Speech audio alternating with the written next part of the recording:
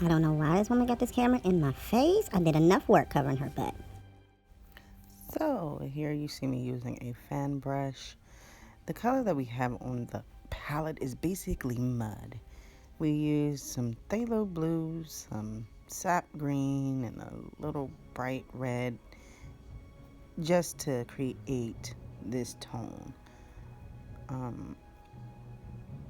I don't tone my entire canvas because I never know what I might want to change later, especially in the sky. Hence, I did not tone the sky before we started.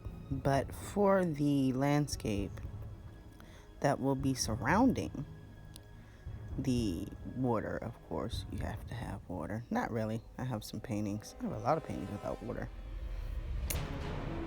And what we're doing is just blocking everything in. And this paint is very, very thin. I use Galkit because I wanted a fast drying paint, but I also wanted for it to be loose and thin for our next step.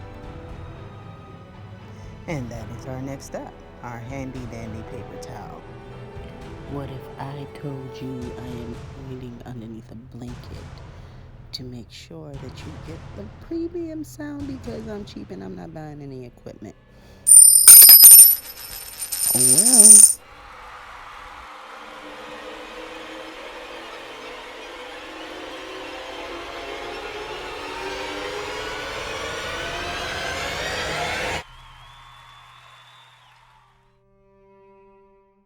Seriously, this girl has lost her rabbit mind. So, I'm going to do the same thing on the other side, which is to block it in with some color, the same muddy color that we had before. And I'm going to wipe back. I find this the easiest way for me to create depth and textures within the painting.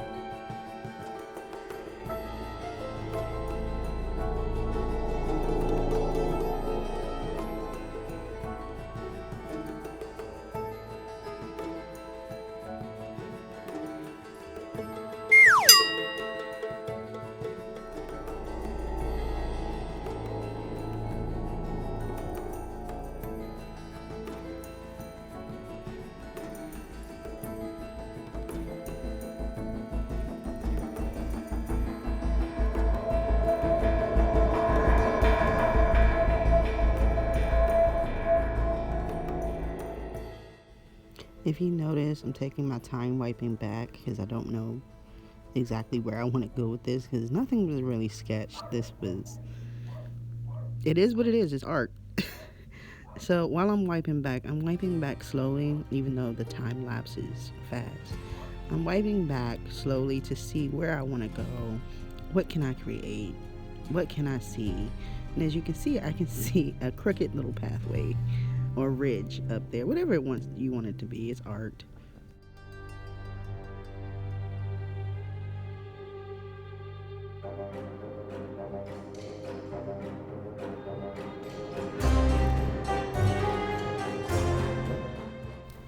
Okay, here I am adding a little bit of alizarin crimson to those trees that we put in the background earlier.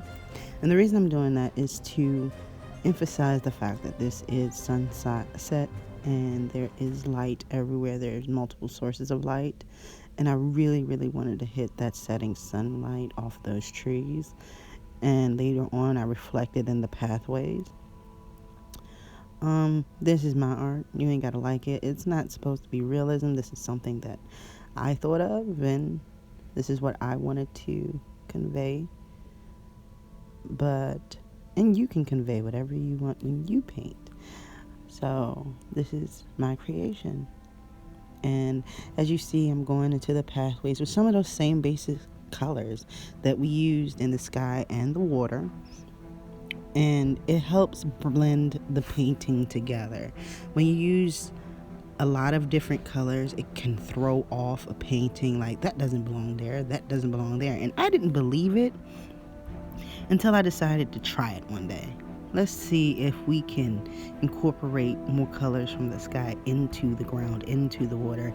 And I found that it made my paintings come off more appealing to the eye more. But I still refuse to tone the entire canvas because, again, I don't know what's going to happen unless I sketch out a painting, and I don't want to do that. So I don't tone canvases often unless I know exactly what's going to happen on that canvas. I had no idea what was going to happen on this canvas, and that's one of my favorite ways to paint. I don't know what's going to happen, but whatever happens, let's make it work. Something like life, right? Especially in 2020. We didn't know what was going to happen, but somehow a lot of us are making it work.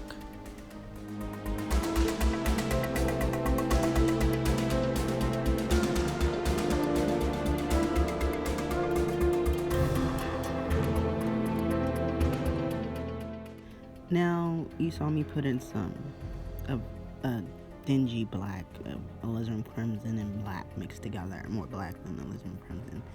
And right now you see me wiping it back.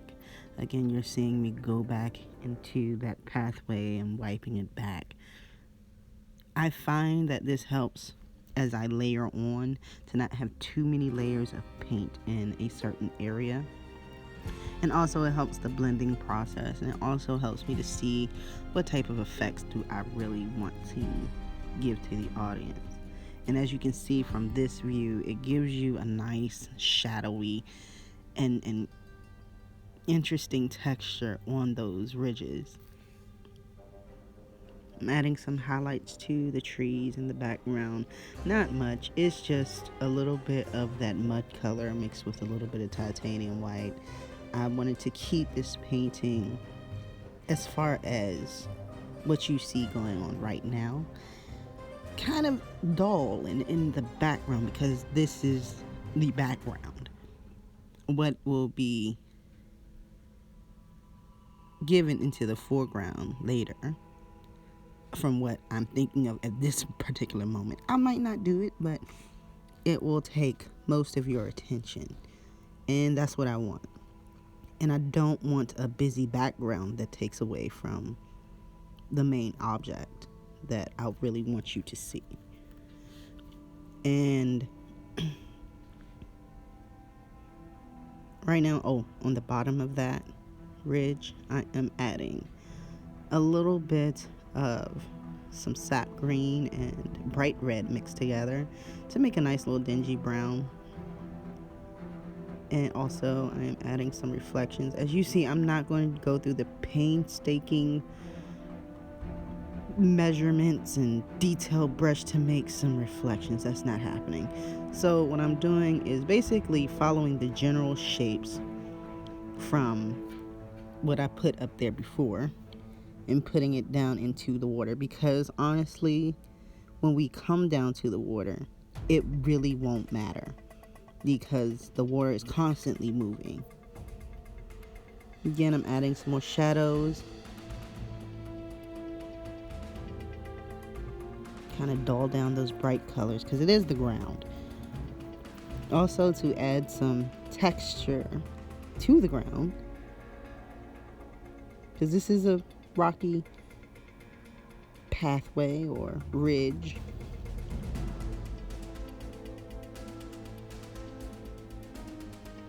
And now I'm just blending in. That's why we weren't paying attention to exactly the perfection of the reflections. We just blended those in slightly fuzz them up a little bit.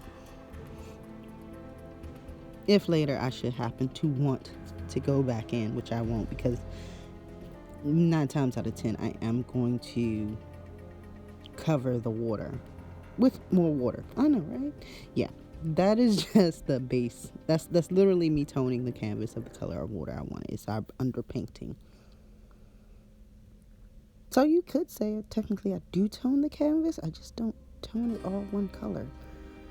Again, we're bringing down some reflections of the ridges down into the water. Again, I am not trying for perfection.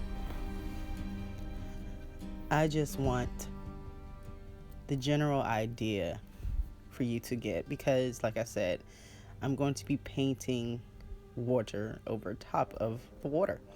So you will see what I'm talking about later. I'm pretty sure if you are a painter, you know exactly what I'm talking about. I just refuse to take so much time to do something that I feel is totally unnecessary for the technique that I use. As you see me wiping back, I want you to know that in between everything that you see, I do allow the painting to dry, and I use a medium of Galactic, which helps it dry faster, which allows me to do that. Shout out to the Sherlock soundtrack. Check my Facebook, Instagram, and everything else down below. Man, I wish Sherlock would come back.